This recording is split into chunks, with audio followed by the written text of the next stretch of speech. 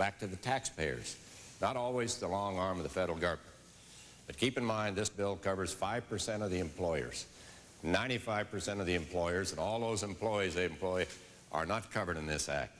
And according to Investors Daily, which I read just a couple of days ago, 88% of the people he claims credit for were already covered in collective bargaining agreements or other agreements.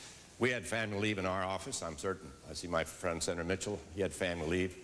I work every day with people. I spend a lot of time in hospitals. I know what it's like to be in a hospital. Sure, we want family leave, but there's a better way to do it. I only have 30 seconds. I can't fix the statistics.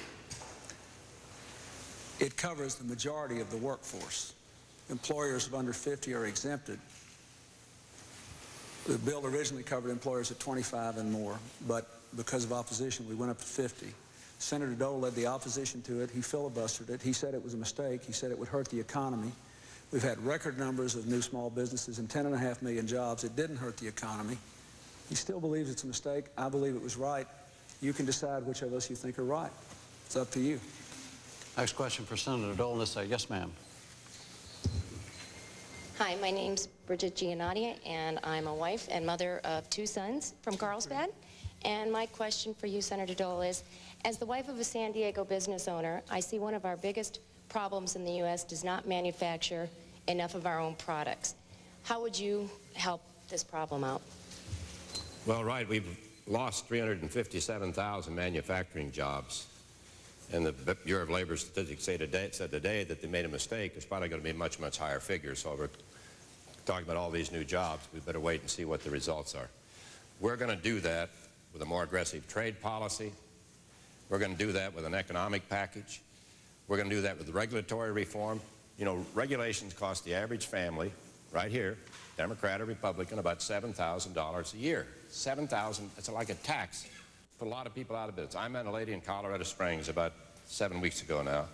She had a small business with 63 employees. She finally gave it up. Why? Because of paperwork and regulation. Congress passed a Paperwork Reduction Act. The President exempts the IRS, which creates 3/4 of paperwork. We're going to have regulatory, we're going to have litigation reform. You know, I fell off a platform out in California, Chico, a while back. Before I hit the ground, my cell phone rang. And this trial lawyer says, I think we got a case here. You know, we got to stop some of these frivolous lawsuits. They're putting people out of business, men and women. Get the economy going, cut the capital gains rate, create more jobs and opportunities for everybody in America. That's what we will do. And my word is good. I keep my promises. I don't break my promises at the election. And I don't make new promises on an election year. We're going to get it done. We're going to grow some of these jobs in America because we need to get it. They're going the wrong way. Let's look at the facts. We lost a lot of manufacturing jobs in the 12 years before I became president. We've gained manufacturing jobs since I've been president. We've negotiated over 200 separate trade agreements. Let's just take California. In California, we made $37 billion worth of telecommunications equipment eligible for exports for the first time. We're selling everything from telephones to CDs to rice in Japan. We're selling American automobiles in Japan now. I visited a Chrysler dealership in Japan. We're #1 in automobile manufacturing, production, and sales around the world again for the first time since the 1970s. Why? Because we've had tough, aggressive trade policies, and because we got interest rates down and we had a good, stable economic policy, because we reduced the deficit 4 years in a row for the first time in the 20th century that a president's done that in all 4 years. And that's why I don't want to see us blow a big hole in the deficit with a tax program we can't pay for. So your interest rates will go up and you'll have to pay back in higher interest rates what you allegedly will get in a tax cut. So I say keep working on expanding the markets. More than half of these 10.5 million new jobs are in higher wage areas, and we'll have more manufacturing and more sales at home and around the world.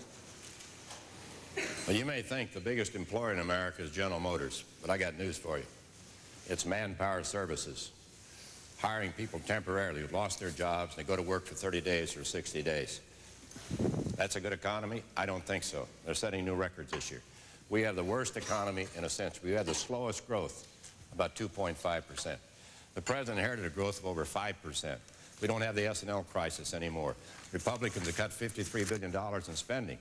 That's why the budget can look good. It didn't look too good the first 2 years when we had a Democratic president and a Democratic Congress. Next question is for President Clinton. Yes, sir. I'm Bob Goldfarb. I'm a travel agent. And can you please explain your policy on the Employment Non-Discrimination Act that would have prohibited discrimination, would have prohibited people from being fired from their jobs simply for being gay or lesbian? I'm for it. That's my policy. I'm for it. I believe that any law-abiding, tax-paying citizen who shows up in the morning and doesn't break the law and doesn't interfere with his or her neighbors ought to have the ability to work in our country and shouldn't be subject to unfair discrimination. So I'm for it. Now, I have a little time left, so let me just say that I get attacked so many times on these questions, it's hard to answer all those things. In February, Senator Dole just said we had the worst economy in a century. In February, he said we had the best economy in 30 years. Just February. And I don't want to respond in kind to all these things. I could answer a lot of these things tit for tat, but I hope we can talk about what we're going to do in the future. No attack ever created a job or educated a child or helped a family make ends meet. No insult ever cleaned up a toxic waste dump or helped an elderly person. Now, for 4 years, that's what I worked on. If you give me 4 years more, I'll work on it some more. And I'll try to answer these charges, but I prefer to emphasize direct answers to the future, and I gave you a direct answer. Senator Dole. Well, I'm opposed to discrimination in any form, but I don't favor creating special rights for any group. That would be my answer to this question. And there'd be special rights for different groups in America, but I'm totally opposed to discrimination. Don't have any policy against hiring anyone, whether it's lifestyle or whatever. We don't have any policy of that kind. Never have had in my office, or will we have in the future. But as far as special rights, I'm opposed to same-sex marriages, which the president signed well after midnight one morning, in the dark of night. He opposed it. But I'll get back to the economic package, because again, I think this is very important. If there's anything that's going to change America, it's get the economy to grow. The president inherited a good economy. Sure, the S&L crisis ended. We're selling assets. Got a Republican Congress cutting spending finally. And he said we've had the best 4 years ever. That's not true. We had only 1.2 million bankruptcies. We set a new record. Credit card debt's never been higher. I just told you about this manufacturing job loss, which is going to increase. We need a good, strong economic package. Let the private sector create the jobs, and they can do it. President. If you believe that the California economy was better in 1992 than it is today, you should vote for Bob Dole. I have worked so hard out here to help turn this economy around. Let me just give you one tiny example. In San Diego, where we had some defense cutbacks, we funded a project with the University of California, San Diego, to use airplane composite materials to build lighter, stronger bridges. A little project in a program that Senator Dole opposed. And that composite now is going to be built around the bridges on the Santa Monica Freeway to help minimize the impact of earthquakes and create more jobs. That's just one tiny example. Maybe we'll talk about some more before it's over.